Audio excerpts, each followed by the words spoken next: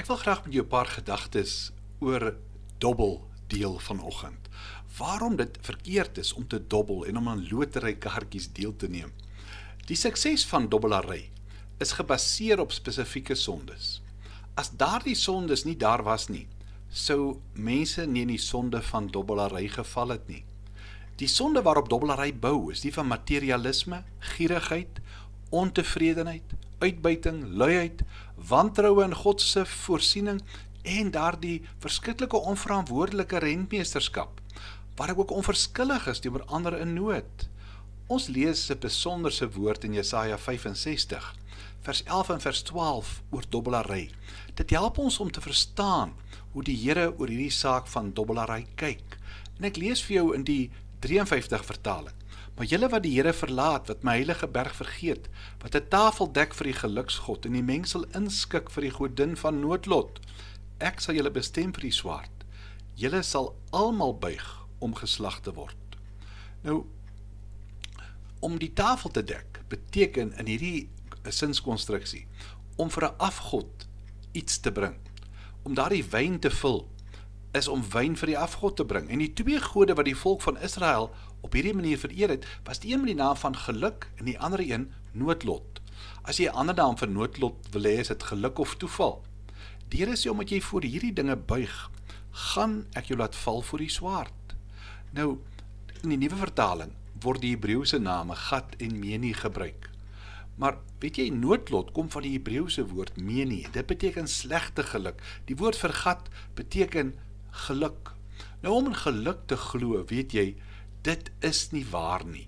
Dis om te glo dat die Here nie jou lewe beheer nie, dat die Here nie almagtig is nie, want dinge gebeur nie net maar lukraak of per toeval nie.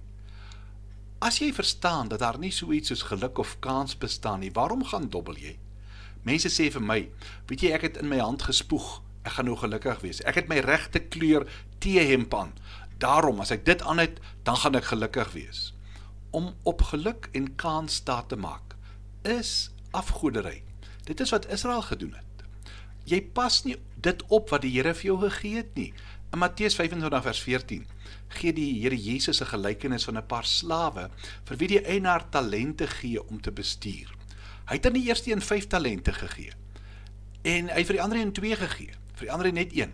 Die een wat 1 talent ontvang het, het toe weggegaan, hy het 'n gat in die grond gaan grawe, hy het niks gedoen nie, hy het dit net gaan begrawe. Toe sê hy eienaar by hom, kom, het hy gesê, hier is u geld, ek het geweet, u is 'n harde man, wat oes wat u nie gesaai het nie, wat by mekaar maak waar u nie geplant het nie, ek was bang, ek het die talent in die grond gaan begrawe.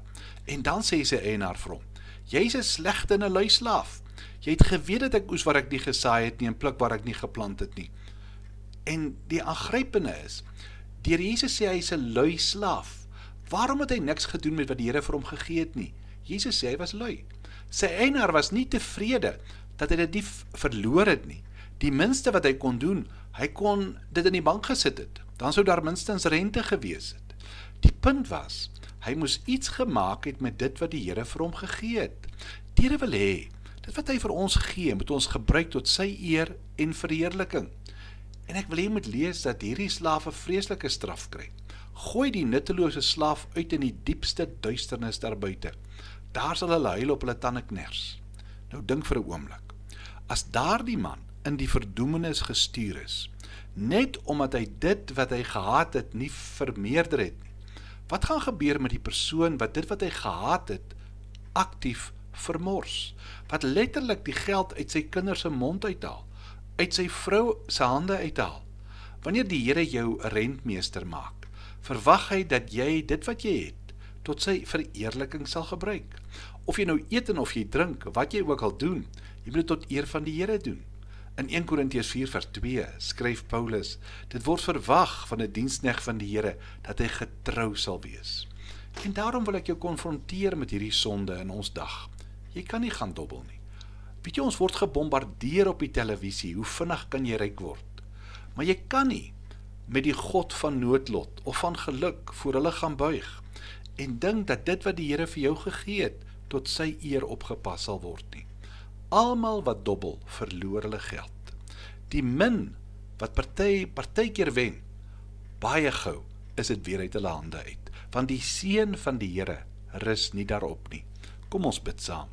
Hemelse Vader, ek wil kom bid dat U vir ons getroue rentmeester sal maak. Help ons om te verstaan dat hierdie verkwisting nie U guns wegdra nie. In Jesus naam, amen.